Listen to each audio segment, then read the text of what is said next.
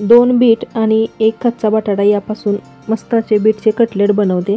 त्यासाठी सगळ्यात अगोदर बटाट्याची साल काढून बटाटा आलं खिसण्याची जी छोटी खिसणी असते त्याने खिसून घ्यायचा, म्हणजे त्याचा खिस एकदम बारीक पडतो।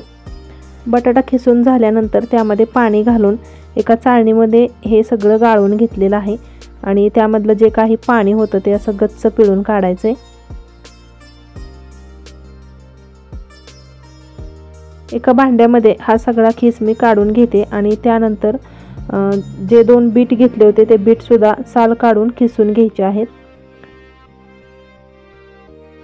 आणि बीट खिसताना सुद्धा एकदम छोट्या खिसणीने खिसून घ्यायचे। तर हे दोन्ही मी मिक्स करून घेतलेलं आहे पहा। यामध्ये घालायची आहे भरपूर अशी चिरलेली कोथिंबीर,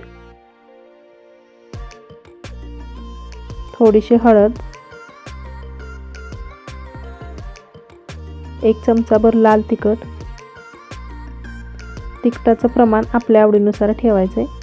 1 चमचा अख्खे जिरे घातले आणि 1 चमचा ओवा घालायचा आहे। ओवा असा हातावरती चुरून घातला। 1 चमचाभर जिरे पूड घालायची आणि 1 चमचाभर धने पूड घातलेले आहे। त्यानंतर यामध्ये घालायचं आहे बेसन पीठ आणि बेसन पीठ लागेल तसंच वापरायचं आहे।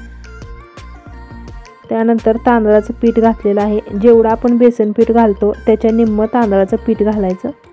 चवीनुसार घातलेलं आहे मीठ आणि पाणी न घालता हे सगळं असंच मिक्स करून घ्यायचं आहे। तर इथे बघा मी अजिबात पाण्याचा वापर केलेला नाही।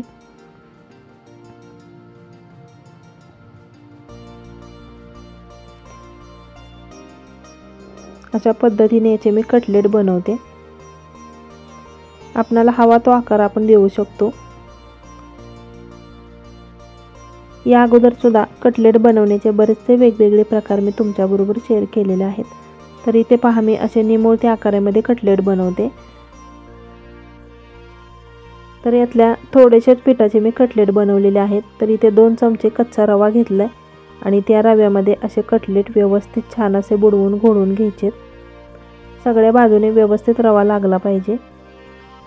यामुळे काय होतं, दिसायलाही सुंदर दिसतात आणि खाताना पण एकदम मस्त भारी लागतात। त्यामुळे वरून असा रवा लावायचा आहे। तर अशा पद्धतीने पहा मी बनवून घेतलेला आहे।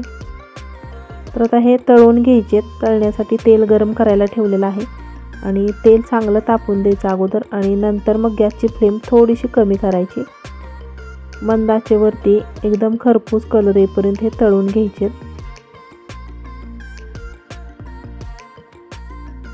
खालच्या बाजूने चांगले तळून झाले की पलटी करून दुसऱ्या साईडने सुद्धा तळून घ्यायचेत आणि अधूनमधून असे पलटी करतच हे तळून घ्यायचे आहेत, म्हणजे आतपर्यंत चांगले तळले जातात, अजिबात कच्चे वगैरे राहत नाहीत आतमधून।